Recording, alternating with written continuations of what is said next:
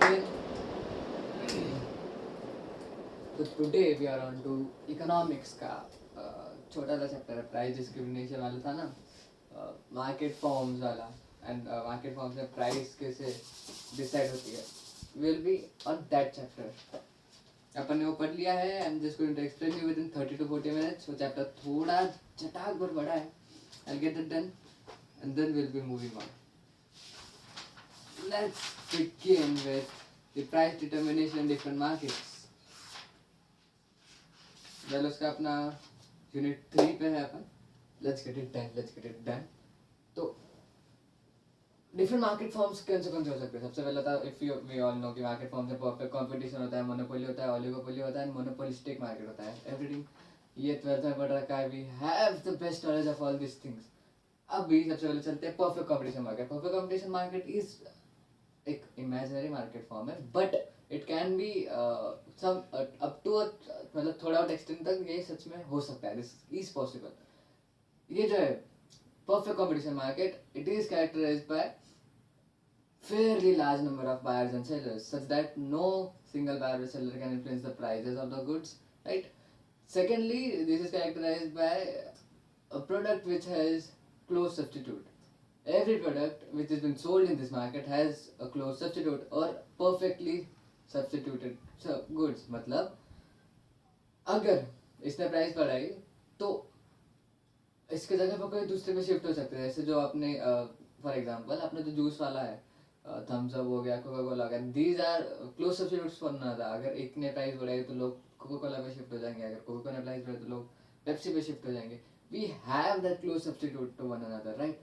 That's thing that is called as, वो सिर्फ अपन perfect competition में देख सकते हैं. फिर और क्या आता है परफेक्ट कंपटीशन में कि the buyer and seller have perfect knowledge of the market. They have knowledge की किधर क्या प्राइस प्रीवेल है, ओवरऑल मार्केट में कौन सी प्राइस रेंज चल रही है, एवरीथिंग.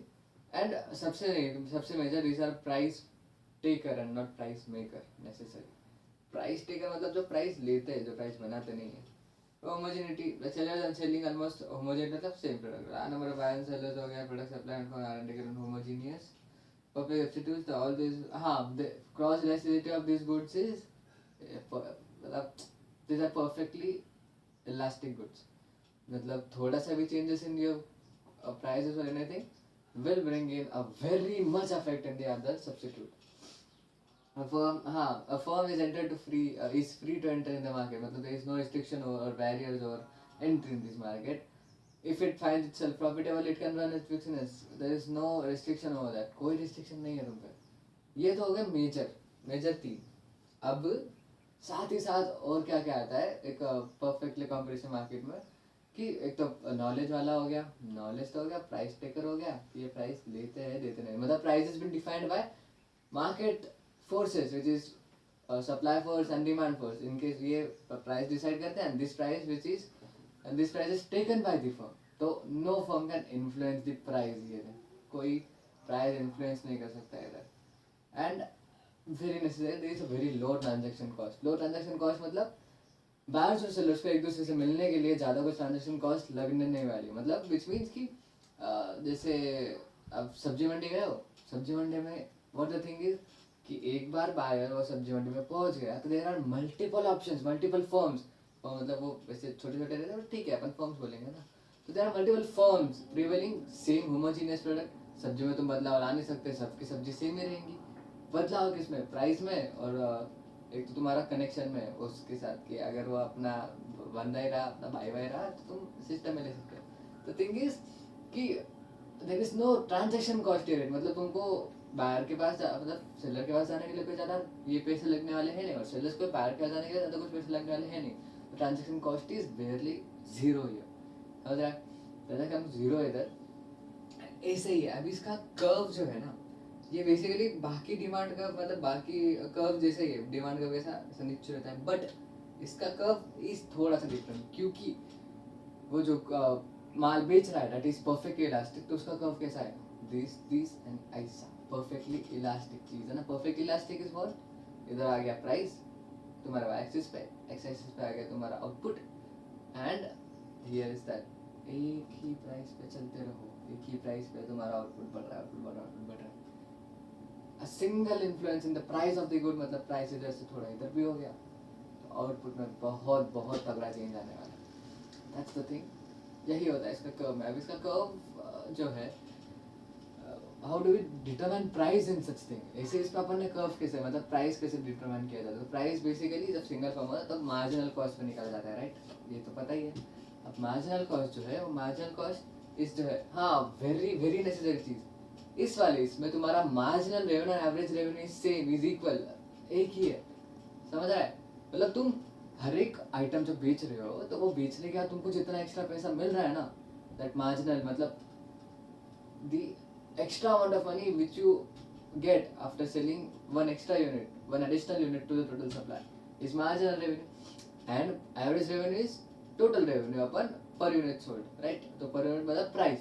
तो इसमें तुम्हारा प्राइस, तुम्हारा एवरेज रेवेन्यू, तुम्हारा मार्जिनल रेवेन्यू सब एक है, क्योंकि सब यही है, इसके ऊपर नीचे कुछ भी नहीं. अब जब मार्जिनल कॉस्ट जो है, मार्जिनल कॉस्ट जो है थोड़ा थोड़ा बढ़ते जाता है, विच मीन्स कि लाइक दिस इज, ऐसा समझ कि देख, पहले मार्जिनल कॉस्ट जो होता है ना, it is less. Marginal cost का तुमको पता ही रहता ना क्या है, कि मार्जिनल कॉस्ट तो तुमको रॉ मटेरियल या फिर एनी सच थिंग जो भी तुमको अगला एक यूनिट प्रोडक्ट प्रोड्यूस करने में लग रहा है, दैट्स योर मार्जिनल कॉस्ट. तो जब वो मार्जिनल कॉस्ट अपने रेवेन्यू, अपने प्राइस वाले इसको हिट करेगी, जब अपने मार्जिनल रेवेन्यू को कट करेगी, द पॉइंट जिधर वो इंटरसेक्ट करता है ना, that is your equilibrium price. मतलब इस प्राइस पे तुमने जो प्रीवेल्ड क्वांटिटी है, इक्विलिब्रियम क्वांटिटी आ जाएगी नीचू, एंड इधर आ जाएगा price. Perfect. These are price takers and the firm accept the price determined by the firm for the total demand or total supply. Now, हाँ, ये प्रीसियस मेटल वगैरह में देखने मिलता है. इक्विलिब्रियम इंडस्ट्री क्या है, कंसिस्ट ऑफ प्रोडक्ट का होमोजेनियस वीनियस होता है, all such thing. And the computer to consider the equivalent price of the given product is these stages. Computer industry में अपना आता है ओजी, इंडिविजुअल सेलर, जिसमें तुमको पता है इक्विलिब्रियम फॉर्म जो यहाँ पे है, you see this singularity, price at which both demand and supply are equal, if no buyer who wanted to buy satisfy, easy. जो इक्विलिब्रियम प्राइस है वो प्राइस ऐसा है जिस पे बायर भी अपना गुड्स सेल करने को तैयार है, जिस पे सेलर भी अपना गुड्स लेने को तैयार है. अब बात है समझ, मार्जिनल कॉस्ट जो है सब बढ़ते बढ़ते जाएगा मार्जिनल कॉस्ट, और एक पॉइंट ऐसा आएगा कि मार्जिनल कॉस्ट तुम्हारा ज़्यादा हो जाएगा then your marginal revenue, and उस टाइम पे तुमको प्रोडक्शन बंद कर देना. That's your equilibrium quantity. देख, जब तुम्हारा मार्जिनल कॉस्ट मार्जिनल रेवेन्यू को कट करके ऊपर जा रहा है, जब तुम्हारा मार्जिनल कॉस्ट रेवेन्यू के ऊपर जा रहा है, रेवेन्यू के ऊपर आने का समझ जाने का, दैट इज कि तुमको प्रॉफिटेबल नहीं है. तुम्हारा मार्जिनल कॉस्ट, तुम्हारा कॉस्ट ही तुम्हारे रेवेन्यू से ज़्यादा है. तुमको उससे ज़्यादा आउटपुट बनाने की कोई दिक्कत, कोई गरज नहीं है. तुम लॉस फेस करोगे. जैसे इधर उन्हें दे रखा है market OP fixed firm has accepted the price given now cannot increase the price of OP. Now, not try to sell product below OP and do not have an incentive of lowering it. So they will try to sell as much as they can at price OP. Now, P line determine the curve, individual competitive, horizontal line, perfectly elastic. Above OP. So the fear of losing customers. Now, in fatty elastic, the firm can sell as much as little upward as it like along horizontal price. जैसे price 1 पे 60 unit बेच रहा है, supply 5, 2, 35, 2 पे देख ध्यान से देख, 2 पे उसका सप्लाई भी सेम है और डिमांड भी सेम है. यू सी, सप्लाई यूनिट्स भी सेम है, डिमांड यूनिट्स भी सेम है. 2 प्राइस पे, तो 2 उसकी equilibrium price. You got it. अब चलते हैं ये तो ठीक है, इट्स इजीियर, समझ में आ रहा है. बट लॉन्ग टर्म में ये वाला जो है, लॉन्ग टर्म में अपन परफेक्ट कंपटीशन में प्राइस कैसे डिटरमाइन करते हैं. मतलब शॉर्ट रन में समझ, शॉर्ट रन में अपन परफेक्ट कंपटीशन में कैसे, short run is the situation जिसमें आप थोड़े बहुत इनपुट में चेंजेस ला सकते हो, but you can not bring in more, ज़्यादा चेंजेस नहीं ला सकते, राइट. तो शॉर्ट रन में ये डिफाइन कैसे करते हैं, how do they find out. तो शॉर्ट रन में ना इसका ग्राफ सेम रहना है, लाइक दिस, एंड एक बीच में से लाइन प्राइस की निकलती हुई. सही.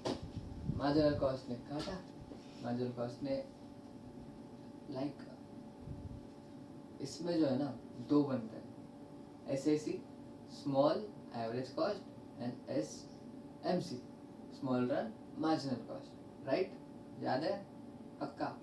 अब SMC स्मॉल मतलब स्मॉलर मार्जिनल कॉस्ट जो है वो जब तुम्हारे रेवेन्यू को काटेगी MR को, तो बनेगा तुम्हारी इक्विलिब्रियम क्वांटिटी। क्वांटिटी आ गई, क्वांटिटी की लाइन आ गई, क्वांटिटी लाइन पे जहाँ पे तुम्हारा SMC काटेगा ना, AC काटेगा ना, स्मॉल रन एवरेज कॉस्ट, तो वो तुम्हारा एवरेज कॉस्ट हो जाएगा उस पॉइंट पे, वो तुम्हारा एवरेज कॉस्ट हो जाएगा एट दैट पॉइंट जहाँ पे वो काटेगा। मतलब अपन ने सबसे पहले क्वांटिटी इक्विलिब्रियम क्वांटिटी डिफाइन कर ली, मार्जिनल कॉस्ट ने जहाँ से काटा रेवेन्यू को वहाँ पे क्वांटिटी बन गई। दूसरा क्या, एवरेज कॉस्ट है।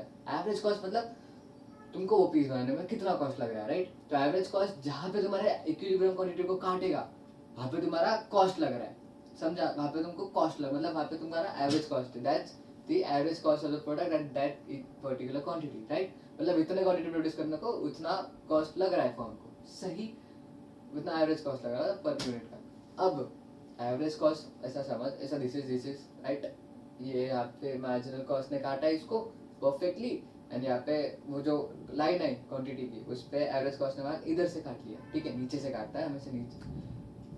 ये वाली बात बहुत नेसेसरी है, ये वाली बात नेसेसरी है कि marginal cost should always cut from down side. Marginal cost ने हमेशा नीचे से काटना है, ऊपर से नहीं। देख मार्जिनल कॉस्ट जो है वो ऐसे भी हो सकता है, can be a U shaped, right.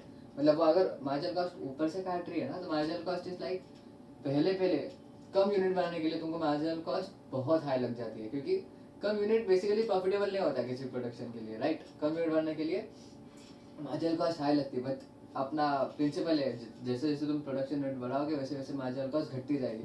पहले एकदम हाई थी, एकदम कम यूनिट्स पे, राइट।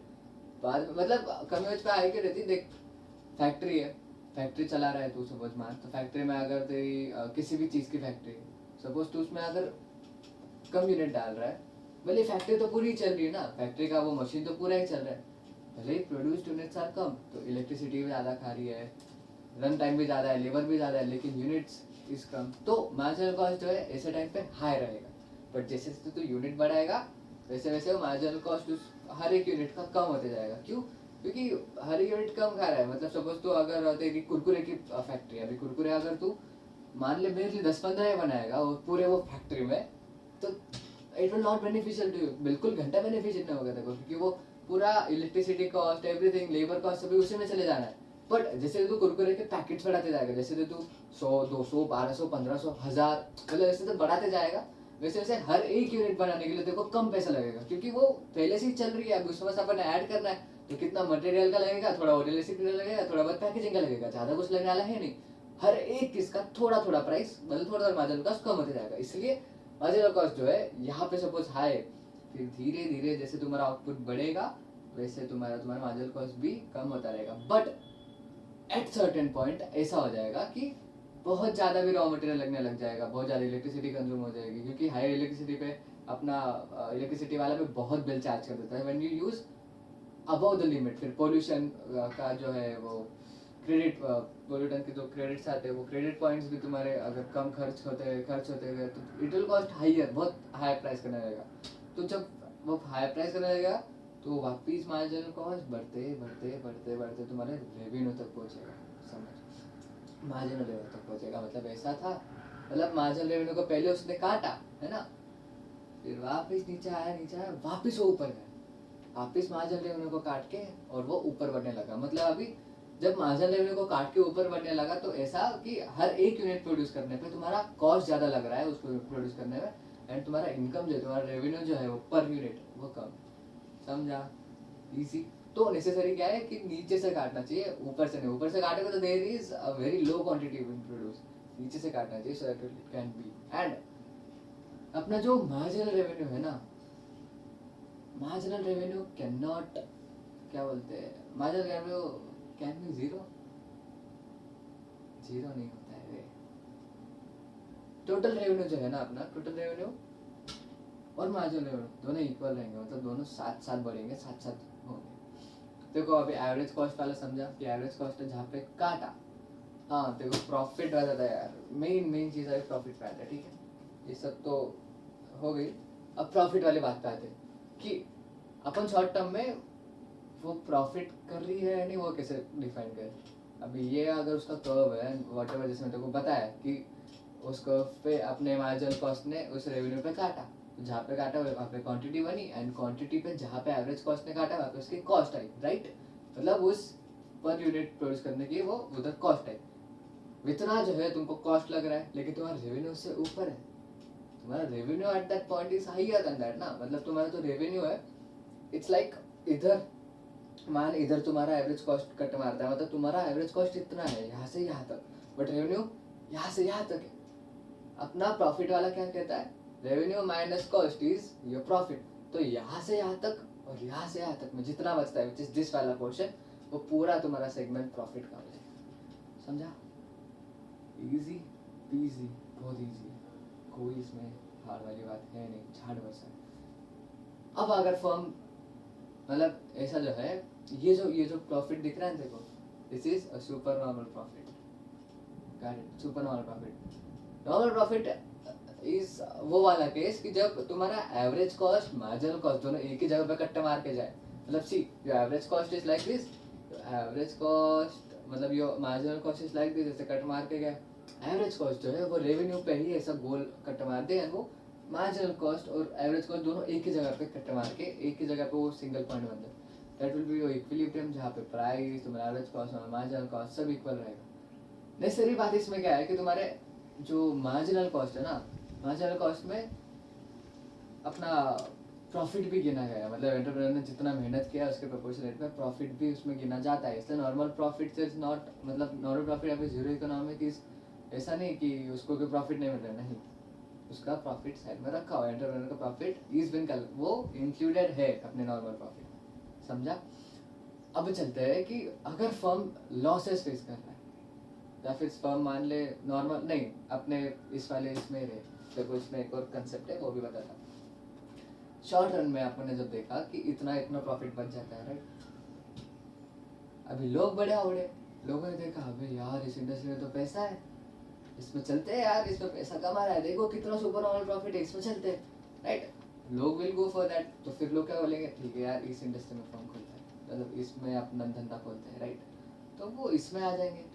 अभी जब वो इस इंडस्ट्री में आएंगे तो क्या होगा, मतलब जब न्यू कमर्स उसका सुपर नॉर्मल प्रॉफिट देख के अट्रैक्ट हो जाएंगे, they will enter the industry. अब जैसे ही वो इंडस्ट्री में आएंगे, डिमांड तो इतनी रहेगी, डिमांड घटने वाली है नहीं ना, डिमांड तो वही है, बढ़ेगा क्या, सप्लाई। ज़्यादा लोग आएंगे, ज़्यादा फर्म्स आएंगे तो ज़्यादा प्रोड्यूस होगा, अभी सप्लाई ज़्यादा होगा, सप्लाई ज़्यादा बन गया वो मार्केट में आ गया, अभी सप्लाई ज़्यादा हुआ बट डिमांड वही है। क्या कहता है, क्या कहता है अपना, प्राइस कम होगी। आसान सी बात है ना यार, अगर डॉलर का सप्लाई बहुत ज़्यादा हो गया एंड इंडिया में डिमांड उसकी वजह से ही इतनी है, तो डॉलर का प्राइस गिरेगा ना। अपना वही है वो वाला समझ, price here output here, supply is like यहाँ से यहाँ पे आ गया, बट डिमांड टेक्स, डिमांड वही, डिमांड पहले इधर था, प्राइस अभी डिमांड इधर आ गया, प्राइस गिर गया। तो जब प्राइस गिरेगा तो बड़ा ऑब्वियस बात है ना, ये वापस क्या अपने को वापस करना पड़ेगा, प्राइस गिर गया तो वापस इधर आ जाएगा वो प्राइस लाइन, मतलब average revenue, marginal revenue, all that thing will come here. और जब इधर आया तो वापस जब मार्जिनल कॉस्ट ने कट मारा, मार्जिनल कॉस्ट जब कट मारेगा एंड देन एवरेज कॉस्ट भी उस लाइन पे कट मारेगा, एवरेज कॉस्ट उससे नीचे नहीं रहेगा क्योंकि प्राइस भी गिर चुका है। तो एवरेज कॉस्ट भी तुम्हारा, एवरेज कॉस्ट एंड तुम्हारा प्राइस सेम हो जाएगा। तो एट दैट पॉइंट जब यहाँ पे सेम होगा तो मैंने क्या बताया तुमको, नॉर्मल प्रॉफिट कमाएगा वो, zero economic profit. Normal profit उस पॉइंट पे जितना इक्विलिब्रियम क्वांटिटी हो, यू कैरी। आसान था रे, नॉर्मल प्रॉफिट आ रहा, राइट, दिस नथिंग एल्स। अभी देख जब प्राइस गिरेगी, जब सुपर नॉर्मल प्रॉफिट जो था वो घटेगा, तो जो फर्म थे जो यार कह रहे थे अरे यार कुछ जाते सस्टेन नहीं कर पाएंगे, और मोस्ट ऑफ द फर्म्स निकल जाएंगे, they will back out from the business. यही तो स्कीम में चलते थे, वापस प्राइस बढ़ेगा, वापस वही होगा, वापस नीचे आएगा, यही स्कीम चलना बैठता है। फिर आता है लॉसेस वाले में। शॉर्ट टर्म में लॉसेस अगर वो फेस करते तो कैसे लॉसेस फेस होते हैं, मतलब losses are like everything is same, ठीक है, marginal revenue is like here, SCC is like there, मतलब मार्जिनल रेवेन्यू ऐसा चल रहा है, मार्जिनल कॉस्ट ने कट्टे मार के क्वांटिटी की लिए मैंने निकाल ली, right, all set. But quantity equilibrium तो निकाल लिया अपन, this is the quantity but जो अपना एवरेज कॉस्ट है ना वो अपने एवरेज रेवेन्यू के ऊपर चल रहा है। एवरेज कॉस्ट में जो यहाँ से ऐसे चांद बना के जा रहा है, मतलब ऐसा अपना था यहाँ पे अपनी वो एवरेज रेवेन्यू थी, यहाँ पे अपना क्वांटिटी था, एवरेज कॉस्ट में था यहाँ से सऊदी मार के जा रहा है, समझ रहा है? तो अपन क्या कहते हैं कि जहाँ पे एवरेज कॉस्ट मतलब क्वांटिटी को जहाँ पे कट मारेगा वहाँ पे वो क्वांटिटी की एवरेज कॉस्ट बनेगी। तो अपन क्वांटिटी को सो ऊपर लेके गए, पहुँचे एवरेज कॉस्ट तक, एवरेज कॉस्ट अपने नीचे एवरेज रेवेन्यू, राइट, ऊपर एवरेज कॉस्ट, मतलब एवरेज कॉस्ट ज़्यादा लग रहा है अपने को देन एवरेज रेवेन्यू। मतलब एवरेज कॉस्ट अपन पर पीस बनाने के लिए ज़्यादा कॉस्ट उठा रहे देन जितना उससे रेवेन्यू आ रहा है, तो ऑब्वियसली क्या फेस करेगा, लॉस। कितना लॉस है, average cost minus average revenue, कितना वाला portion. Simple, easy to understand. For example, margin revenue should be equal to margin of cost. A firm in order to attain equilibrium position has to satisfy two conditions. ये दो condition necessary है to form to obtain equilibrium. Marginal cost और marginal revenue same होने चाहिए, जैसे तो होता है ऐसा वो कट्टे मार के जब जाएगा तो वो कटा गया तो मार्जिनल रेवेन्यू मार्जिनल कॉस्ट का सेम हो जाएगा, वही चीज़ है। Gain by selling additional derivatives if MR is less than MC, then the firm will have reduced output. Since an addition which adds more to the cost than to revenue, profits are maximum only at the point where MR is equal to MC. Right, computer firm should choose without marginal cost. Marginal से जिसने तो बोला है from below cut करना चाहिए, not from above. हाँ, ये वाला मस्त था कंसेप्ट कि तुम्हारा जो मार्जिनल कॉस्ट का जो कर्व है ना, जो ऐसा ऐसा जाएगा, it depicts your demand curve. Marginal cost जब कैसा ऐसा ऊपर जाता है, डिमांड कर्व भी वैसा ही ऊपर जाता है, सेम डिपिक्शन सेम ही होता है। I'll tell you Q and कैसे, but T and MC तो additional cost of producing and additional demand for like coffee company industry depict the firm supply curve। अच्छा sorry supply curve डिपिक्ट करता है demand curve में, demand तो नीचे ना supply curve depict करता है मार्जिनल कॉस्ट के साथ। जैसे MC is like this going in average cost नीचे से जा रहा है, MC ऊपर से जा रहा है, सप्लाई कर्व इधर से जा रहा है। You see the price below, you see the firm will supply zero. And it's because the firm is unable to meet even the variable cost and prices. The firm will equate price to marginal cost.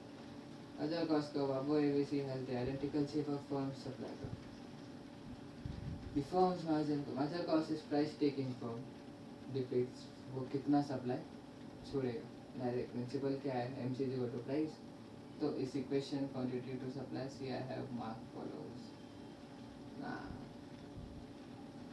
Easy super normal profit वाला जो तुमको बताया, अब जब भी जो हुआ अपना AR ATC को काटेगा, ATC नीचे से काटेगा ऑल द थिंग, फिर नॉर्मल प्रॉफिट्स में क्या ATC के ऊपर ही रहेगा, MC ऊपर चलते रहेगा। इसमें you barely meet ATC at price and then there comes losses वाला। ओह माय गॉड, परफेक्टली याद था मुझे, come on, that's good that's good. Illustration आता है उसमें, इलस्ट्रेशन 2। इलस्ट्रेशन 2 क्या है कि इलस्ट्रेशन 2 में तुमको पूछा गया है कि एवरेज कॉस्ट, एवरेज रेवेन्यू, ये सब निकाल। क्या पूछा गया है, fixed cost, variable cost, average variable cost, average fixed cost, marginal cost. Easy है, मैं तुमको ज़्यादा टाइम वेस्ट नहीं करने वाला। आई विल टेल यू किधर क्या क्या लगाना है। फिक्स्ड कॉस्ट में क्या लगाना है, देखो देख, जब 0 यूनिट्स प्रोड्यूस करने का भी देखो 100 अगर टोटल कॉस्ट लग रहा है, जब एक भी यूनिट्स प्रोड्यूस ना रहा है फिर भी देखो 100 अगर लग रहा है तो 100 रुपये तेरा क्या हुआ, फिक्स कॉस्ट, मतलब वो हर एक इस पर लगना ही है, तो फिक्स कॉस्ट आ गया 100।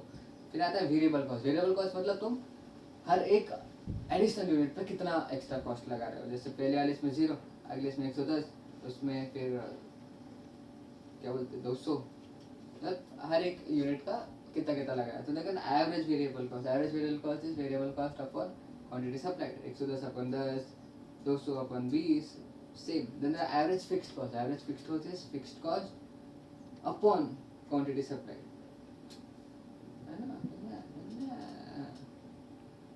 And then marginal cost, marginal cost is तो एडिशनल यूनिट बनाने में कितना खर्चा कर रहे हो। देख जैसे इसमें एडिशनल यूनिट में कितना खर्चा हो रहा है, 90 रुपये, फिर 100 रुपये, फिर 140, एंड देन उसका डिवाइड कर देने का कितने क्वांटिटी से किया। लॉन्ग रन पे चलते हैं, लॉन्ग रन वाली बात आती है। लॉन्ग रन में क्या होता है, ये तो गया short run, right. Long run में जो मैंने तुमको एक्सप्लेन किया कि वो नीचे हो जाता है, अच्छे से मैं तुमको लॉन्ग रन भी एक्सप्लेन कर दिया मैंने, easy easy easy easy. Long run में क्या होता है ना, देख this is are same thing, वो मैप याद ही रखना है मन में, निकालना नहीं है वेरी नेसेसरी। लॉन्ग रन में क्या होता है ना कि प्राइस चल रही है ऐसी ऐसी, अब ज़्यादा फर्म्स ने देखा प्रॉफिट ज़्यादा है तो वो हिस्सा वही अपने जो मैंने देखा जो प्रॉफिट ज़्यादा है तो वो जो सुपर नॉर्मल प्रॉफिट कमा रही थी वो घट के हो जाएगा और प्राइस नीचे गिर जाएगा। मतलब लॉन्ग रन में प्राइस आगे रहता था तो वो नीचे गिर जाएगा, राइट, नीचे गिर जाएगा। अभी नीचे गिरने पे जो उसका SMC है, मतलब स्मॉल रन मार्जिनल कॉस्ट और स्मॉल रन एवरेज कॉस्ट, वो एक पॉइंट पे मिलेगा, जहाँ पे मिलेगा ratio average variable cost and तुम्हारा long run average cost and long run variable cost भी उसी पॉइंट से गुजरेगा। You got it? देख LMC उसी पॉइंट से गुजरा, LAC उसी पॉइंट से गुजरा। That point of intersection is called the equilibrium, जहाँ पे तुम्हारा LMC, यहाँ पे तुम्हारा LMC, LAC, तुम्हारा SMC, SAC, तुम्हारा और क्या बचता है, प्राइस, तुम्हारा revenue, everything is equal at that point. उस point where you obviously you earn zero economic profit, उस पॉइंट पे जो है तुम्हारा प्राइस, तुम्हारा मार्जिनल कॉस्ट, तुम्हारा लॉन्ग रन एवरेज कॉस्ट, तुम्हारा लॉन्ग रन मार्जिनल कॉस्ट, तुम्हारा जितना भी सब कुछ है सब कुछ एक पॉइंट पे मिलता है। That point is the equilibrium point, right. तो कुड़ी देना इजी, जो मैंने एक्सप्लेन किया वही है, वही है भाई, वही है। SMC नीचे, पापा वीडियो चाले बाद में।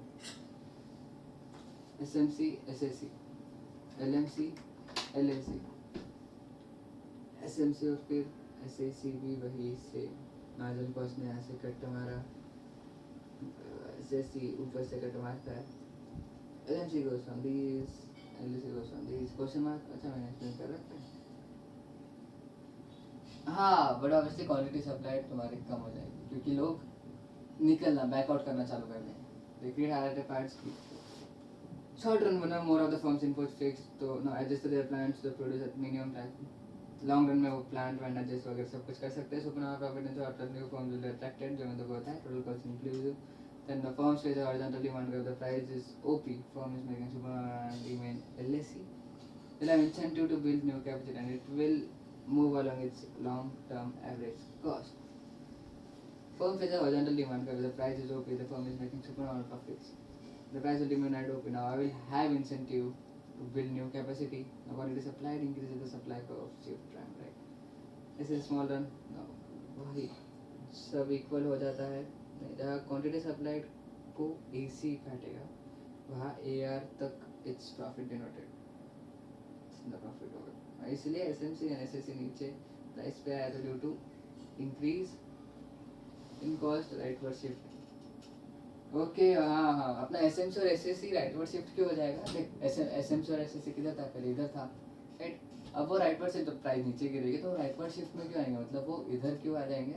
क्योंकि तुम्हारा स्मॉल मतलब short run average cost and short run marginal cost भी बढ़ गया है पर यूनिट प्रोड्यूस करने को। क्यों? क्योंकि जो सप्लायर था, सप्लायर पहले कुछ मिनिमम सपोर्टेड फर्म्स का देता तो प्राइस वो कम रखता था, लेकिन सप्लायर का भी बहुत ज़्यादा डिमांड आ गया। मतलब जब फर्म्स ज़्यादा है तो सप्लायर और भी लोगों को किटर करने लगा, तो उसने वाला क्या है, सप्लाई मेरे पास थोड़ा लिमिटेड ही है, I will increase the price. तो सप्लाई के मतलब जो सप्लायर है, supply is what, raw material का सप्लायर है, वो बोले यार मेरे पास थोड़ा कम है, तो अपना रॉ मटेरियल का कॉस्ट बढ़ गया, वो कॉस्ट की वजह से SMC SAC भी बढ़ गया, तो इसलिए वो नीचे इस साइड पे है, मतलब राइट पर शिफ्ट हुआ। क्या है man. Now produce at level of output at which LAC is the minimum percentage equilibrium, short term margin was equal and the long margin. That's what implies. So long term equilibrium industry, a long run competitive equilibrium of perfect long-term industry occurs when there are condition hold. Equilibrium long run में कब होता है?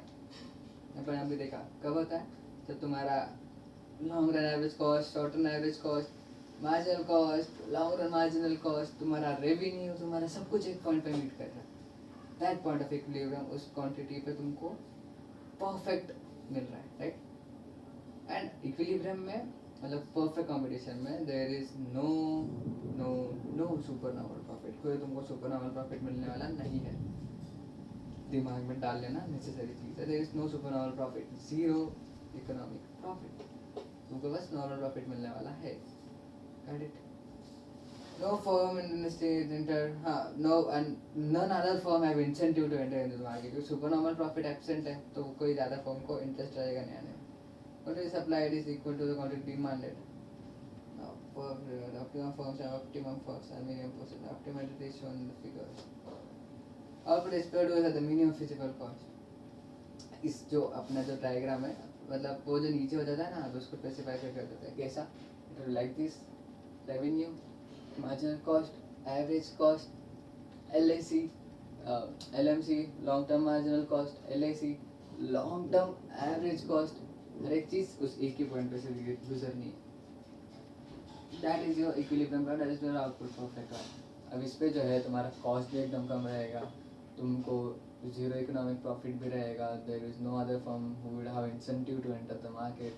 फिर तुम्हारा जो है इस वाले पॉइंट पे रेवेन्यू, प्राइस सब इक्वल रहेगा, तुम्हारा कॉस्ट भी कम रहेगा, तुमको आउटपुट प्रोड्यूस करने को भी फिजल रहेगा. मतलब तुम्हारा total cost is equal to total revenue.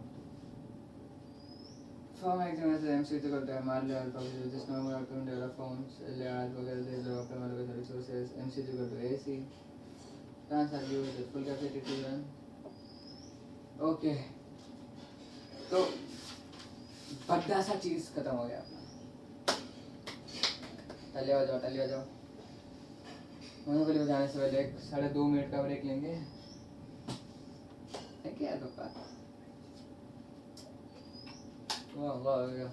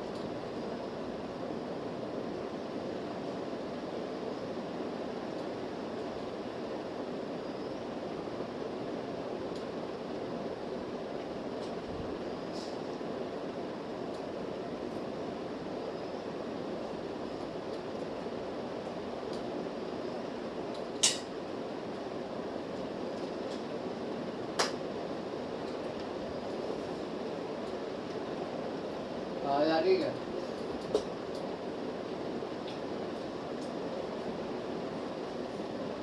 आवाज आ रहा है थोड़ा आपके लिए बिना पंखे के.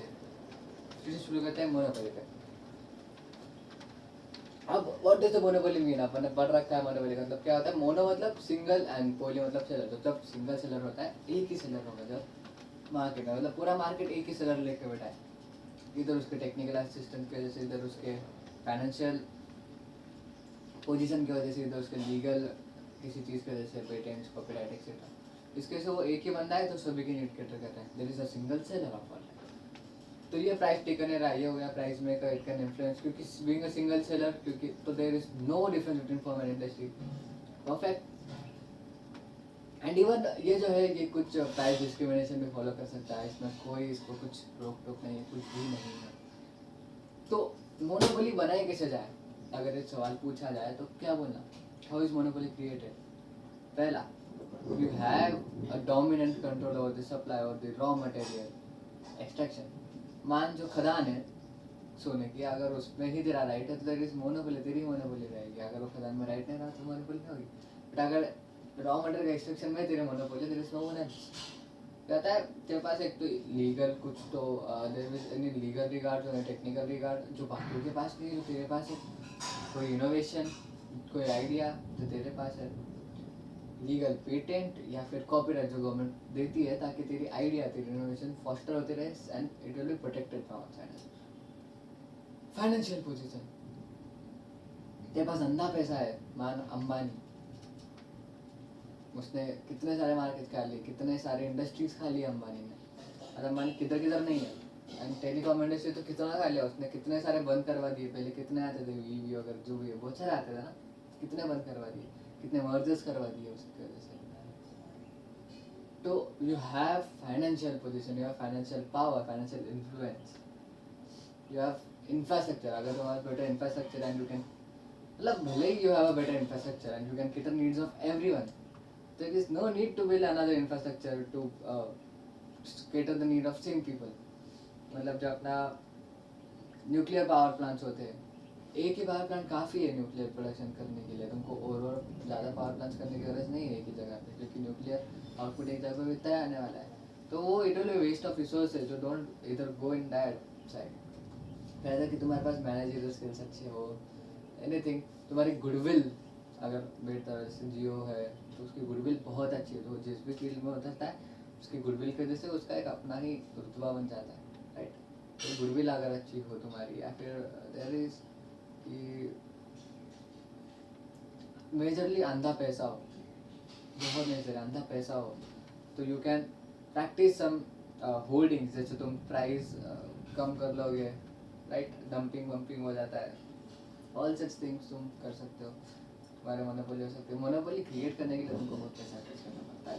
That's very true thing.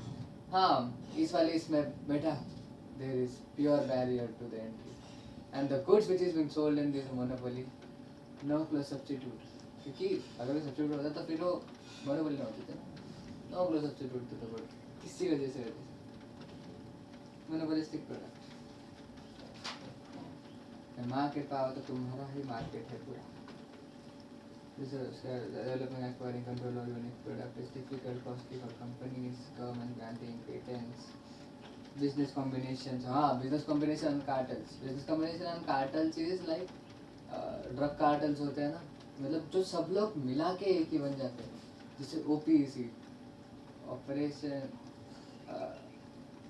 COEPC है, cooperation of oil exporting countries, COEPC. हाँ, ये जो है it is cartel, it is a grouping. अगर तुम सब मिला के ही एक बन जा रहे हो तो तुम किसी और को आने नहीं दोगे ना. You will form a monopoly in that shape. हाँ, यू स्टार्टअप कॉस्ट, नेचुरल, हाँ नेचुरल मोनोपोली भी हो सकती है. अगर जो कश्मीरी एप्पल है या फिर पंजाब का व्हीट है, इसका अपना natural monopoly. Goodwill in then strength and requirements. हाँ, स्ट्रेंथ एंड रिक्वायरमेंट्स भी होता है. कब चलते हैं मेन अपने पॉइंट पे, मोनोपोलिस्टिक रेवेन्यू कैसे आता है. मोनोपोलिस्टिक रेवेन्यू तुम इजीली कैलकुलेट कर पाते हो अज्यूमिंग कि वो सिंपल मोनोपोली. मोनोपोली 2 टाइप्स में डिवाइड है, एक सिंपल, एक differentiated, right. Simple monopoly assume करते हैं. सिंपल मोनोपोली में क्या होता है कि तुम वही एक प्राइस सभी को चार्ज कर रहे हो. तो तुम्हारा जो है मोनोपोली, योर इट्स लाइक, देख बड़ा ऑब्वियस चीज़ है, जितना तुम हाई प्राइस रखोगे जितना तुम्हारे कंज्यूमर कम रहेंगे, है ना. तो जितना higher the price, lower the consumer, तो तुम अपना प्राइस कम करोगे ताकि ज़्यादा लोग खरीद पाए. जैसे इंडियन रेलवेज है, वो रेलवेज जो है, मतलब मोनोपोली एग्जाम्पल है. Indian railways is perfect. Government monopoly बहुत जगह पे चलती है. इंडियन रेलवेज हो गया, न्यूक्लियर में गवर्नमेंट मोनोपोली हो गई थी, मोस्ट ऑफ गवर्नमेंट मोनोपोली रहती है. इंडियन रेलवेज हो गया तो वो अफोर्डेबल टिकट्स रखती है, so that most of the people can take it, right. वो हाई प्राइसेस नहीं रख देती है. वेर इज वो डिफ्रेंशिएटेड अपनाती है. वो लेडीज़ को कम, जेंट्स को ज़्यादा. आई गेस वो बस वाला करते हैं ना. हाँ, लेडीज़ को कम, जेंट्स को ज़्यादा. ऐसे इसमें इट इज डिफ्रेंशिएटेड. बट जब वो एक ही प्राइस बट लो प्राइस, ताकि एवरीवन कैन अफोर्ड दैट, तो वो जो होता है that will be forming like this. Price घटाते जा रहे हो, तुम्हारे लोग बढ़ते जा रहे हैं, आउटपुट बढ़ते जा रहा है, डिमांड बढ़ते जा रहा है, सप्लाई बढ़ते जा रहा है. जितना तुम्हारा प्राइस घट रहा है उतना तुम्हारा आउटपुट बढ़ रहा है. अब आता है मार्जिनल कॉस्ट इसमें किधर होगी, सॉरी मार्जिनल रेवेन्यू इसमें किधर होगा. देख, भले ही तो अपने प्राइस घटा रहा है, मतलब जो तेरा टिकट तो 5,000 में बेच सकते तो उसको 1,500 में बेच रहा है, तो मार्जिनल रेवेन्यू इसमें बहुत कम है. पर टिकट तेरा रेवेन्यू पहले से बहुत कम है. पहले जब को देखो हर एक टिकट पे 5,000 5,000 5,000 5,000 आने वाला था, अब तेरे को 1,500 आ रहा है. मार्जिनल रेवेन्यू इज वेरी कम. इसीलिए marginal revenue is half the marginal, half the average revenue of the curve. मतलब the curve is like this, price and supply. Marginal revenue is half the total revenue. Half, proper half. मतलब वो divide करते हैं proper half segment से, इधर इधर इधर इधर, प्रॉपर हाफ है. अब इसमें समझ कि marginal revenue is half and अभी इसमें अपने प्राइस कैसे डिटरमाइन करना है. बड़ा ऑब्वियसली जहाँ पे मार्जिनल कॉस्ट काटेगा वहाँ पे तुम्हारी प्राइस बनेगी. सेम चीज़. मार्जिनल कॉस्ट जो है तुम्हारी नीचे से ऐसे उभरती उभरती जाएंगी, मार्जिनल रेवेन्यू को काटेंगे. जिस पॉइंट पर काटा वो तुम्हारा एवरेज वो तुम्हारा क्वांटिटी बन गई एंड उसके ऊपर जहाँ पे एवरेज तुम्हारा रेवेन्यू है वो तुम्हारा बन गया रेवेन्यू इनपुट। अभी अगर ATC उससे नीचे है, एवरेज टोटल कॉस्ट उससे अगर नीचे के रेट चल रहा है तो तुम वो एवरेज कॉस्ट मतलब जितना उस क्वांटिटी प्रोड्यूस करने का कॉस्ट तुमको लगा तुम्हारे उसके ऊपर अगर revenue that portion is your profit, super normal profit. And let me tell you कि ये most of the time super normal profit ही कमाता है। ये इकलौता फर्म है जो मोस्ट ऑफ द टाइम एक सुपर नॉर्मल प्रॉफिट पे जीता है। लॉन्ग रन में सुपर नॉर्मल प्रॉफिट में जीने वाले ये इकलौता फर्म है। मतलब दिस फर्म इसका वो इक्विलिब्रियम वाला जो है ना बंदा सुपर नॉर्मल प्रॉफिट में ही जी रहा है। It has no enormous competition man। मतलब दिस गाय इज लाइक वो सुपर, मैंने तो इसको एक्सप्लेन किया कि मार्जिनल रेवेन्यू को काटेगा अपना मार्जिनल कॉस्ट, जहाँ पे काटा वहाँ पे क्वांटिटी बनी, क्वांटिटी जहाँ पे बनी वो क्वांटिटी को ऊपर रेस कर, जहाँ तक रेस किया मार्जिनल रेवेन्यू को जहाँ तक कट किया वहाँ पे उस क्वांटिटी का मार्जिनल रेवेन्यू आ रहा है। और एवरेज टोटल कॉस्ट जहाँ पे आपने क्वांटिटी को कट किया वहाँ पे उस क्वांटिटी का एवरेज टोटल कॉस्ट आ रहा है।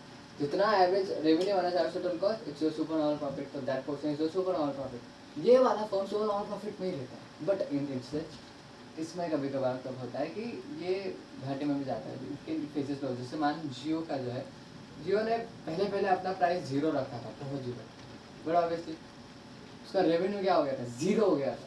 बट उसका एवरेज टोटल कॉस्ट तो ऊपर था ना, एवरेज टोटल कॉस्ट इधर कुछ तो था, रेवेन्यू वाली इधर का एकदम 0 फिर एकदम मिनिमम वो थोड़ा बढ़ा के गया, बहुत कम रखा। अब जो अपना मार्जिनल कॉस्ट है, मार्जिनल कॉस्ट ने काटा इधर इधर यहाँ पे काटा, जहाँ पे काटा इक्विलिब्रियम क्वांटिटी रहने, और जहाँ से क्वांटिटी तक एवरेज टोटल कॉस्ट तक गया तो वो टोटल कॉस्ट उस क्वांटिटी को बनाने के लिए, और जहाँ पे इसने काटा तो क्वांटिटी बनी। अब रेवेन्यू को मतलब रेवेन्यू को जिधर काटा तो उसकी रेवेन्यू और उसका टोटल कॉस्ट, जियो एक टाइम पे ना उसका टोटल कॉस्ट और उसके रेवेन्यू में इतना डिफरेंस था, इतना ज़्यादा बेरली पूरा उसका जो बैलेंस शीट पूरा नुकसान में चलता था। बोला ठीक है अब पीक करूँगा मैं ताकि बाद में मेरी मोनोपोली क्लियर हो। दैट्स द पैसा जो वो इनकर करता है to make to sustain a monopoly, to create monopoly. That's the loss it which is bears to create monopoly, और वही वो अपने से लेता भी है। बट ऑब्वियसली तो वो जो लॉसेज है दैट इज सुपर मोनोपोली का लॉस। इसमें नॉर्मल प्रॉफिट्स नहीं आते हैं, मेजरली नहीं आते, बट आ गया तो वही। एंड लॉन्ग रन में भी बंदा वही कमा रहा है, लॉन्ग रन में भी उसका वही चल रहा है, 80 सेम चल रहा है लॉन्ग रन में भी। Such a higher sales which cannot be higher average revenue per unit analytical price. Other revenue on this administrative sold is lower than the price because it gets less revenue for fewer units as well. Other revenue is lower, जिसमें तो पता है how much will be curve है इसका। जैसे जैसे price कम करते गए T R increasing and diminishing it from this and हटे हटे होते होते नेगेटिव पहुंच जाता है। हाँ yes yes yes revenue marginal revenue negative पहुंच सकता है। जैसे अपने देखा जियो वाले केस में मार्जिनल रेवेन्यू सीधा नीचे यानी ऐसा वो एक्सेस भी खत्म हो गया, नेगेटिव पहुंच गया था marginal revenue. But average revenue can not go negative. The slope of marginal revenue is twice that of the एक AR cannot be 0 but MR can be 0 or even negative. Super monopoly and monopolistic charges, uniform prices, dynamic fair charge. They are determined not only its output but also the price of product. Don't know the averages. हाँ इसमें जो है देख पहले वाले इसमें अपन ने price और आउटपुट दोनों डिटरमाइन करना था। इसमें अपन ने सिर्फ आउटपुट पहले वाले में अपन ने क्या था, सिर्फ प्राइस जो है फिक्स थी, आउटपुट डिटरमाइन करना था ना इक्विलिब्रियम से, और सिर्फ इक्विलिब्रियम प्राइस डिटरमाइन करनी थी। बट इस वाले में अपने को प्राइस और आउटपुट दोनों डिटरमाइन करना है जो उसके लिए परफेक्ट रहेगा। क्या आपको दोनों आगे आज हमें कॉस्ट ने जहाँ से काटा वहाँ से क्वान्टिटी बनी सीड यू हाँ it can sometimes faces losses. तो जनरल अपने लेते हैं जब प्राइस पे कट मारेगा एसिड इस पे कट मारेगा, ATC जहाँ पे उस क्वांटिटी को कट मारेगा, ATC उस क्वांटिटी को कट मारेगा, देन प्रॉफिट बचाओ। फिर क्या इनकर लॉसेस जहाँ पे ATC इस भी गया, MC ने MR को कट मारा, ना देन कम्स। हाँ ये बंदा जो है ये अकेला है जो लॉन्ग रन इक्विलिब्रियम में भी सेम चार्ट लेके चल रहा है प्रॉफिट वाला। अगर क्वांटिटी में जहाँ ATC ने कट मारा वहाँ से लेके AC तक तेरा प्रॉफिट। लॉन्ग रन में भी ये बंदा प्रॉफिट कमा रहा है। That's it. ये बंदा होता है अकेला बंदा। अब चलता है डिस्क्रिमिनेटिंग मोनोपोली पर। परफेक्ट सी चीज है discriminating monopoly, let you understand. See, price discrimination is not कि तुम अलग अलग बंदे को अलग अलग प्राइजेस चार्ज कर रहे हो, ठीक है। अपना रॉबर्ट पिगाउ है, पिगाउ लोगों ने कहा था, उसने 3 डिग्रीज में इसको डिफाइन किया कि discrimination can be done in 3 types of degree. सबसे पहला डिग्री इज तुम हर एक इंडिविजुअल पर्सन को अलग अलग ट्रीट कर रहे हो, हर एक पर्सन को अलग ट्रीट कर रहा है as per their ability and their willingness to pay. जैसे हो गया डॉक्टर, डॉक्टर लोग के साथ अलग अलग ट्रीट करते हैं कि बेटा तू गरीब है, ठीक है, तू सोच है, तो अमीर है, वहाँ से जान निकाल। अगर मैं वो हाथ पे पट्टी बांधने गया होगा ना, उसके 5,000 लेगा अमीर से। तो डॉक्टर या फिर एनी प्रोफेशनल या फिर सीए हो गया, जैसे सीए देख के पैसा लेता है, सीए हो गया, हर एक जो है ये दिस इज डिस्क्रिमिनेटिंग, मतलब जो सर्विस वगैरह मोस्ट ऑफ सर्विस ये तो डिस्क्रिमिनेटिंग होता है पहला डिग्री में। दूसरी डिग्री आती है कि आप जो है क्वांटिटी सोल्ड के हिसाब से डिस्क्रिमिनेट कर रहे हो, मतलब जितना क्वांटिटी ज़्यादा लेगा आप इतना तेरे को। देख इसमें भी 2 आते हैं। सबसे पहला you discriminate according to higher the quantity sold, lower the price। जिससे सपोज तू छोटा सा, अगर तू इधर गया अमूल पे वो छोटा सा कप लेने गया, वो कप में इतना छटाक भरी देता है ना, वो बहुत छटाक भर देता है एकदम आइसक्रीम, वो उसका 40-50 रुपये कॉस्ट कर देता है। बट जब तू उसका वो फैमिली पैक लेगा, उससे बहुत गुना ज़्यादा क्वान्टिटी देता है, वो प्राइस भी उससे रिलेटिवली कम लगाता है, 200 रुपये में पूरा डब्बा आ जाएगा। तो here it is what, quantity के हिसाब से वो डिस्काउंट कर रहा है। दूसरा आ जाता है इंडी, मतलब वो सभी के लिए, तो सभी के लिए लागू है ना ये कि कोई भी जाएगा, अगर ज़्यादा क्वांटिटी लेगा तो लगेगा। बट फिर इंडिविजुअल आता है कि जितना इंडिविजुअल ज़्यादा कंज्यूम करेगा उतना उसको ज़्यादा चार्ज किया जाएगा। जैसे पानी पट्टी हो गया, तुम्हारा इलेक्ट्रिसिटी हो गया, जितना तुम ज़्यादा वेस्ट करोगे तो तुम ज़्यादा यूटिलाइज करोगे, उतना ज़्यादा तुम पे लगाया जाएगा। That is second degree. Third degree पे आते आते खत्म हो जाता है। थर्ड डिग्री और थर्ड डिग्री ऑफ इसमें है, वेट इजी था,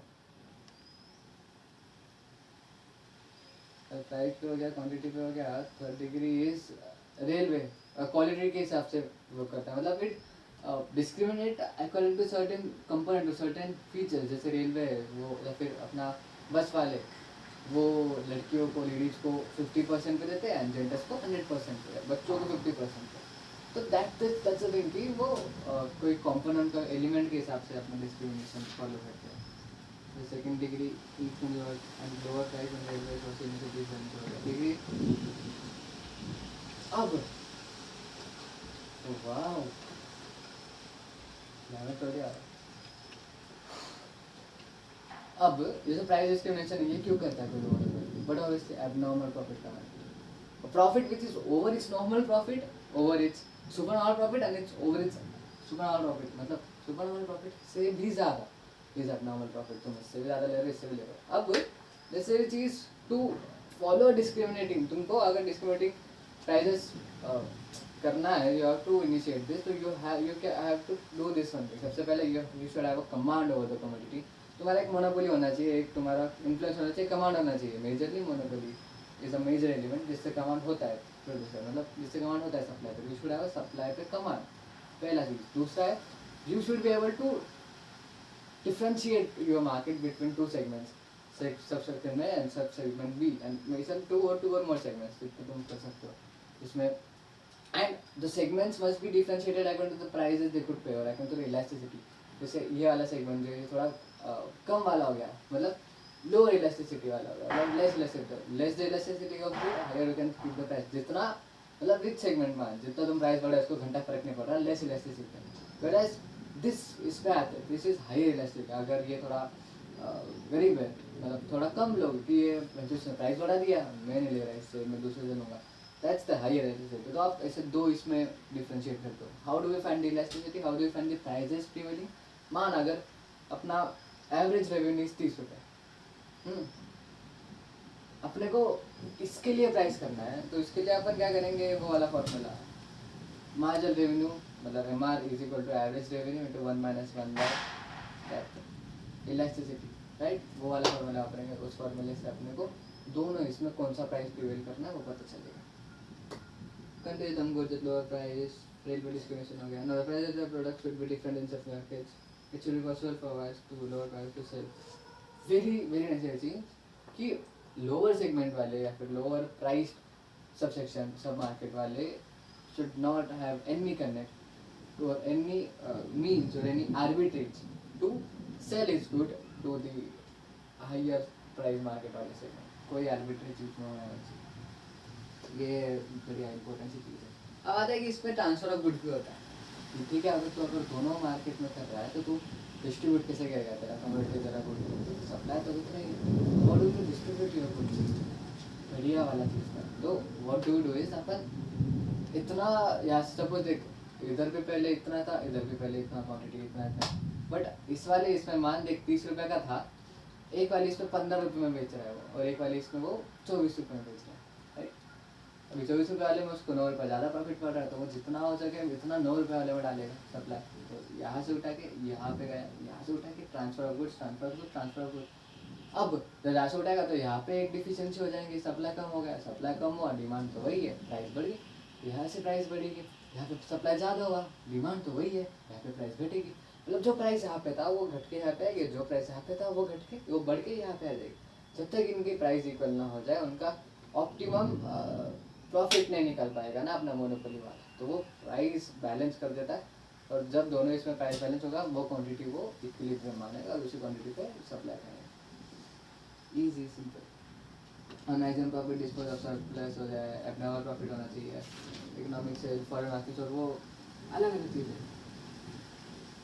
nature of price, by product difference in nature of difference in income level, is this system of इतना प्राइस डिस्क्रिमिनेशन में भी टू कंज्यूमर सरप्लस एंजॉय. पिगाओ ने बोला भी कि कंज्यूमर सरप्लस जो वो एंजॉय करता है उसके हिसाब से प्राइस डिस्क्रिमिनेशन तुम कर सकते हो. कंज्यूमर सरप्लस मतलब तुम 10 रुपये की चीज़ लेके कितना खुद को जॉयफुल कर रहे हो, पानी को दिखाता है. कंज्यूमर सरप्लस है ना, एकदम बेड़ा मेरे को पसंद ही चाहिए, दो चार खाली तुम सब एकदम हाईएस्ट जाता है. एक भी अंडर द प्राइस डिस्क्रिमिनेशन. हो भाई साहब, अब पॉइंट आ गया कि प्राइस डिस्क्रिमिनेशन में इक्विलिब्रियम कैसे निकालेंगे. Easy. Price discrimination, we have different price people, different prices, अलग अलग इसमें डिफरेंट प्राइसेस, इसमें इक्विलिब्रियम कैसे निकालेंगे? Very easy. इसमें भी सेम ग्राफ है, ये इतना ये इतना ये इतना. ग्राफ में ना थोड़ा डिफरेंस है. देख इधर इलेक्ट्रिसिटी कम है तो इधर प्राइसेस करेंगे थोड़ा हाई रहेगा, तो इसका जो है ऐसा आएगा ग्राफ, और इसका जो है थोड़ा ऐसा आएगा, मतलब जितना कम प्राइस है उतना ज़्यादा क्वांटिटी, तो इसका थोड़ा ऐसा ग्राफ आएगा. एंड देन रेवेन्यू भी उसी से इतना, राइट. इसमें इक्विलिब्रियम क्वांटिटी मान एमसी में जहाँ पे हमारे को काटा होता है क्वांटिटी आई, इधर भी सेम है, जहाँ पे हमारे काटा पे क्वांटिटी है, ऊपर प्रॉफिट. अब अपन ने दोनों इसका जो है, दोनों इसका क्वांटिटी दोनों इसका सब मिला के अपने को निकालना, राइट. इस वाले की जो क्वांटिटी है इतनी, इस वाले की मान ली इतनी. इन दोनों के जो ग्राफ्स, इन दोनों का वर्टिकल ग्राफ अपने को मर्ज करना है. एक थोड़ा स्टीप है, एक थोड़ा ऐसा जाड़ा हो गया, मतलब एक लाइक दिस वाला और एक स्टीप वाला है. तो इन दोनों का अपन मर्ज करेंगे. कैसा करेंगे? विल मेक अ ग्राफ, ऊपर वाला स्टीप, नीचे वाला ऐसा, ऊपर वाला स्टीप, नीचे वाला ऐसा. ऐसा उन दोनों का ग्राफ बनेगा. Then we have the same, ये हो गया जहाँ पे कट मारा वहाँ पे मार्जिनल रेवेन्यू, यहाँ से आ जाएगा एवरेज रेवेन्यू. दूसरी क्वांटिटी बन गई. क्वांटिटी इज नेसेसरी, जो क्वांटिटी इधर है ना, it should be addition of वो दोनों की क्वांटिटी. इधर जो जितने क्वांटिटी बेच सकते हैं, इधर जितनी क्वांटिटी बेच सकते हैं, equilibrium at same price. Necessary at same price, तो प्राइस सेम रहना है. जितनी क्वांटिटी बेच रहा था विथनी इधर इन दोनों का सम होना चाहिए. How much will output should produce, total output कितना प्रोड्यूस करना चाहिए वो अपन इक्विलिब्रियम वाले से, मतलब टोटल डिमांड अपन टोटल सप्लाई से निकालेंगे. marginal cost of output, marginal revenue, the output now. But here we get marginal revenue, वही वाला अपना marginal cost, मतलब marginal revenue पे जहाँ पे marginal cost का आएगा, जहाँ पे तुम्हारी चीज़ जहाँ पे बनेगा, इधर वही करना है. तो revenue AMR, MRB, like the profit by producing level of output at which marginal cost for MC intersect the aggregate marginal. Well, थोड़ा विंडो खोलेंगे, we'll feel a bit. Ma'am बारिश चालू है. वाओ, बेटा एनवायरनमेंट, बेटा एनवायरनमेंट, ये best environment. चल enjoy करना. बारिश आ जाएगा, ठंडी हवा लगता है. ये प्लीज गेम तो एंजॉय कीजिए.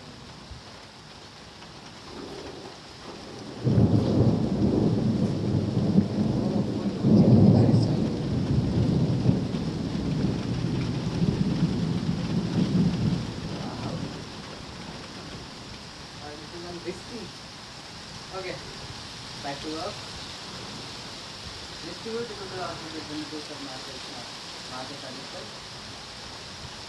Only when the market revenue into market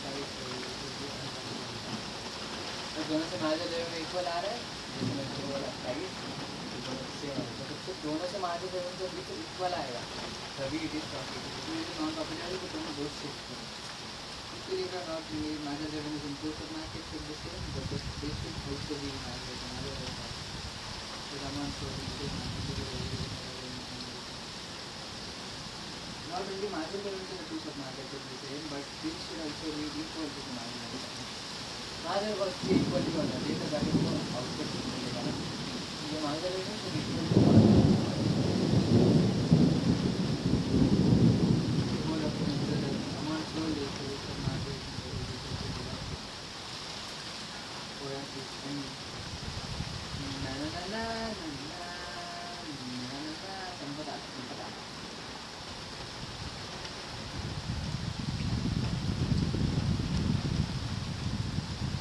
prices जो है ना एक बीच की प्राइस पे आ जाएंगे. लाइक पहले इसमें प्राइस हाई था जब वो नॉन इलेक्ट्रिक का तो प्राइस हाई था, लेकिन वैसे प्राइस बढ़ गया तो प्राइस घटा एंड उस पर क्वान्टिटी ज़्यादा. तो जब अपन दोनों आएगा तो दोनों के इसमें जो अपना प्राइस आएगा ना वो एमसी काटने का वो एक उनमें इक्विलिब्रियम सा होता है प्राइस तो दोनों के बीच का प्राइस है. None of the high, none of the low, mid quantity. But ये तो normally ना इसमें एक loss of economic benefit है.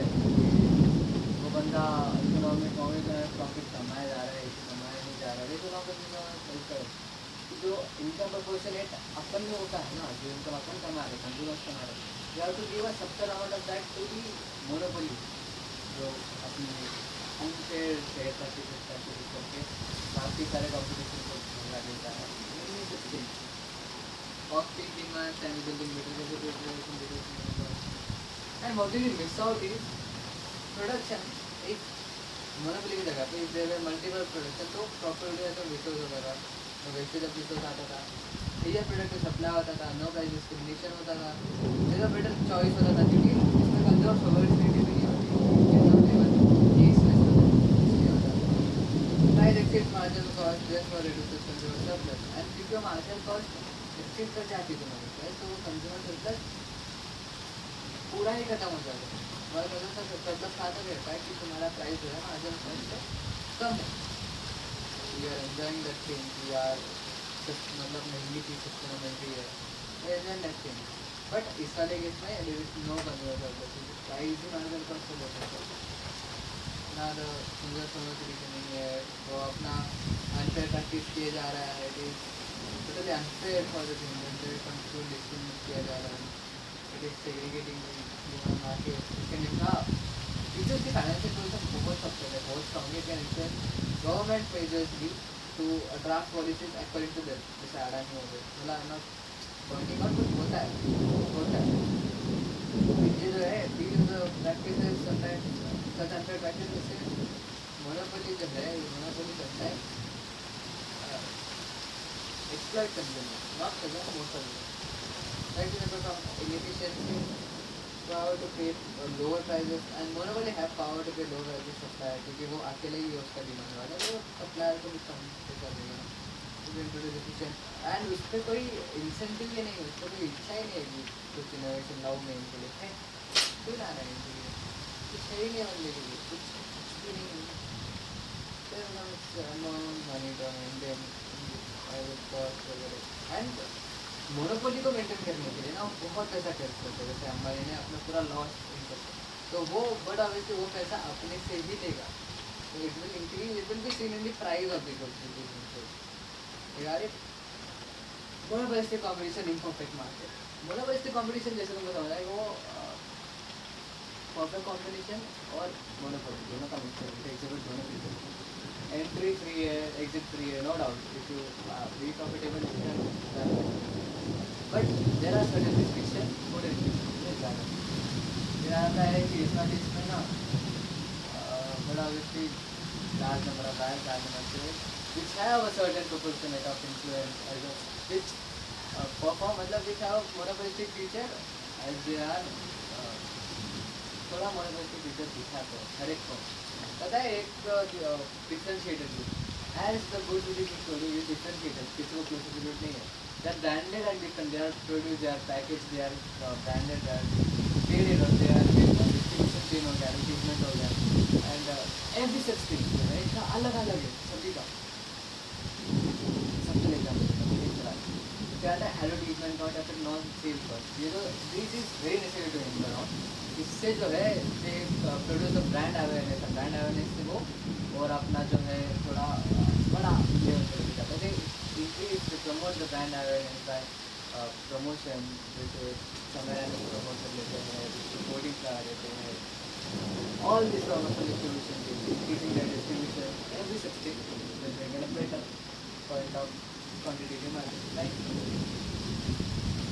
इसका एक सिंपल एग्जांपल मुझे तो सोप के बहुत से ना, कितने सप्लायर है बेटा, कितने प्रोड्यूसर, कितने कौन डव है, लक्स कोई सिर्फ लक्स है, लाइफ बॉय, वो कौन है वो ऐसी नंगी पुंगी वो ऐसी लगाती है,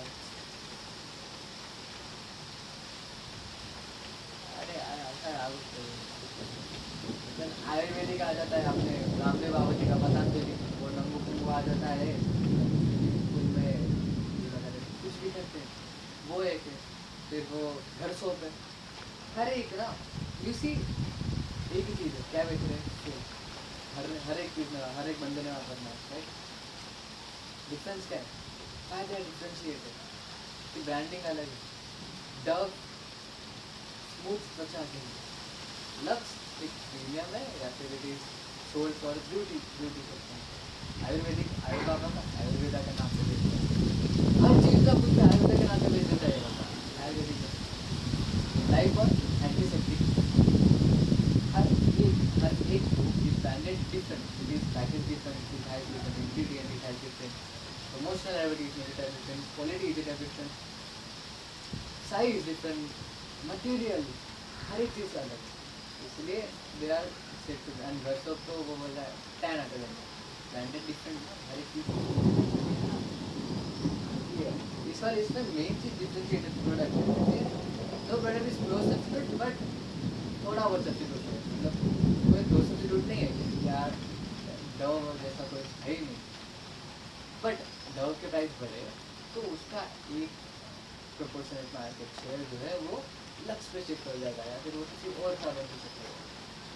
कुछ ऐसा इफेक्टिव रिजल्ट आता है नहीं, डव भी वही हाथ साफ करने वाला है, लक्स भी वही बात करने वाला है, और बाबा का साबुन से वेस्ट करने वाला है, सब एक ही चीज़ करने वाला है। There is no such different thing. एक basis of brand colour monopolistic competitive competition, इसमें आउटपुट कैसे करें, लाइक ये मोनोपोलिस्टिक है ना, तो पूरा मोनोपोलिस्टिक वाला ही फॉलो करेगा। ये वाटर कंपटीशन में क्या है, क्लोज सिस्टम, लेकिन इसमें तो जो ग्राफ मोनोपोली वाले फॉलो करेगा। सेम इसमें भी भाई मार्जिन कॉल जहाँ पे काटेगा, आपको क्वांटिटी बनेगी, जाके क्वांटिटी काटे, सेम जहाँ पे मार्जिन कॉल काटेगा, एवरेज कॉस्ट काटेगा, आपको तुम्हारा बन जाना है क्वांटिटी, आपको सुनने सब चल है एकदम, मतलब same like monopoly, not like proper competition. इसमें जनता जास्त लेस डिफरेंशिएट, तुम्हारा प्रोडक्ट कितना ही एम सी डी बोलते हैं काम दिलो और अवश्य रहती एम सी बोलते हैं। अब बेटा इसमें प्रॉफिट और लॉसेस वाला क्या करेंगे, प्रॉफिट लॉस वाला सेम है, इधर इधर इधर तुम्हारा जो एवरेज कॉस्ट है ना वो अगर ऊपर से चल रहा है,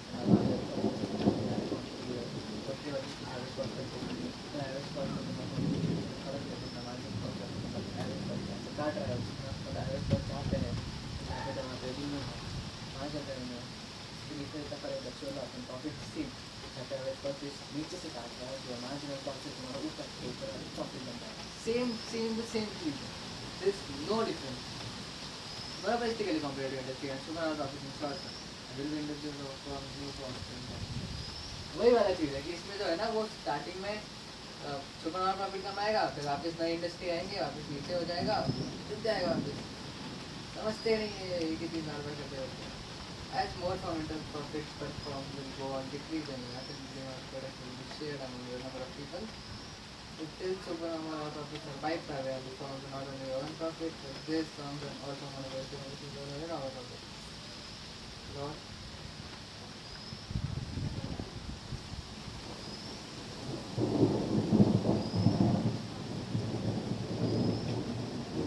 Long range income firms in the monopolistic average revenue.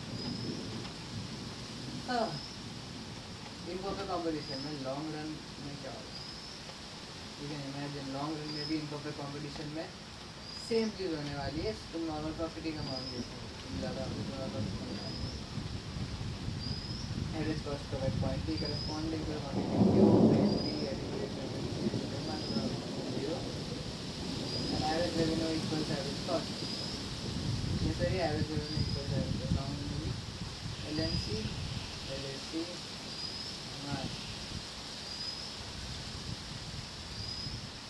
हाँ इस वाले इसमें इफ यू थिंक कि हम क्वांटिटी ज़्यादा प्रोड्यूस करते हैं तो जाओगे क्योंकि higher the quantity will produce your AC is like this ना जितना तुम ज़्यादा क्वांटिटी प्रोड्यूस करोगे जितना ही ज़्यादा वो तुम्हारे उसको चीरते हुए तुम्हारे रेवेन्यू को चीरते हुए जितना ही ज़्यादा एलएसी को टच करेगा तो तुम्हारा कॉस्ट हाइयर होते जाएगा रेवेन्यू जैसे तुमको प्रॉफिट करना पड़ेगा इसलिए you have to set up price पे क्वांटिटी उससे ज़्यादा more to secure advantage of least cost production is irrational since the reduction in sale to large output will exceed the cost reduction and if the output is increased well table है ना वो table ध्यान से याद से पूरे तरीके से करते रहना पूरे से करते रहना इम्पोर्टेंट है ऑलिगोपोली में चलते हैं ऑलिगोपोली क्या ऑलिगोपोली मतलब सिंडिकेट में यहाँ पे ज़्यादा वो संपन्न आ रहा है लेकिन ऑलिगोपोली पूरा तो क्या नहीं थोड़ा होगा बाकी का लास्ट में तुम कहीं पास नहीं हुआ है तो क्या दूँगा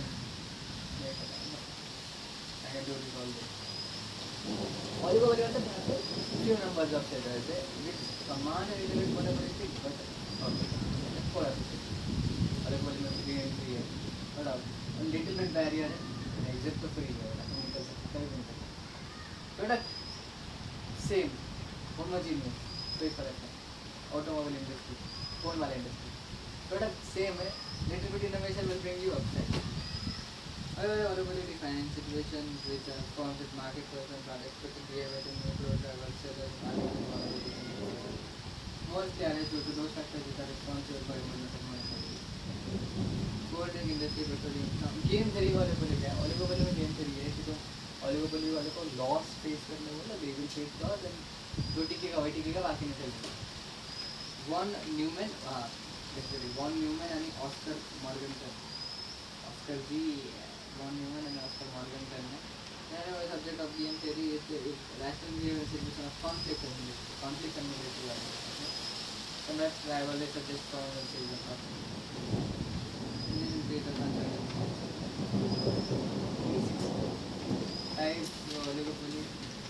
छोटा सा है बट मैंने I have not done this तो मैं तुमको टाइम वेस्ट नहीं करना चाहता हूँ आई होप तुम पढ़ लोगे and will self prepare for that ठीक है।